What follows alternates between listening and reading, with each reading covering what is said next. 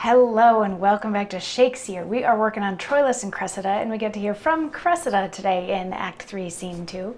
So this is the scene where they're finally going to get together. And remember, Cressida is in love with Troilus, but didn't want to let him know because he believes that the thrill is in the chase. So she's afraid that if he knows that she loves him, then that'll be the end of it.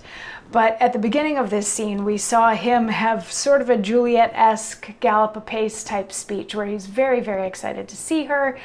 So then Pandarus brings her into the room and she gets all shy and she's shying away. And Pandarus is kind of oddly acting like a pimp in this whole situation, trying to push them together. But he leaves for a little while so that the two of them can talk, except they do actually just talk. They talk about love, they talk about, all sorts of things of that ilk, things that lovers who are tentative about diving into a physical relationship might talk about, until Pandarus comes back in and he's like, seriously, you've just been talking this whole time? Why haven't you gotten to it yet?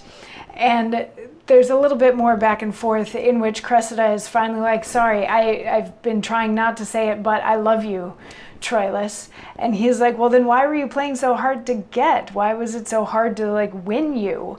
And Cressida says, hard to seem one, but I was one, my lord, with the first glance that ever, pardon me, if I confess much, you will play the tyrant. I love you now, but not till now so much, but I might master it. In faith, I lie. My thoughts were like unbridled children grow too headstrong for their mother. See, we fools. Oh, why have I blabbed? Who shall be true to us when we are so unsecret to ourselves? But though I loved you well, I wooed you not.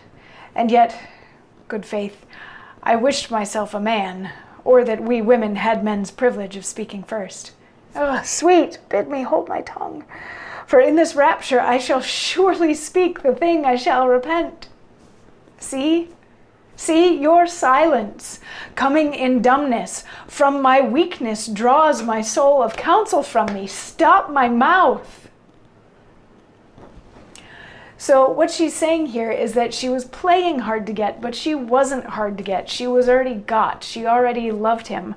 But then she backtracks on that because remember, she was afraid to let him know that, because if he knows that, then he might not want her anymore. And she still wants to be wanted. So she's like, oh, I need to just stop. I loved you, but I was able to keep it in check, but now I can't keep it in check, and I really need to stop saying things. But even though I want to stop saying things, you should know that I wished that I could have said something.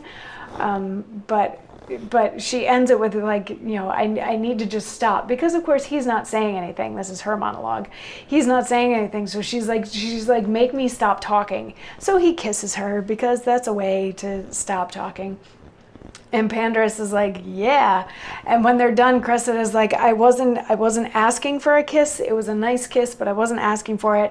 I really should go now. And they're like, you're going to go? You're going to leave in the middle of all this? She's like, well, I'm saying all these things and my mouth is just running away with itself. And I'm saying all of the things that I shouldn't be saying, and how stupid of me to be saying all of these things and fawning all over you and all that sort of thing. She's like, to Troilus, she's like, you're just standing there and you're not even saying anything back to me. So that makes it all the more embarrassing now that I've admitted that I love you. So of course Troilus now has to answer that, and that'll be tomorrow's monologue.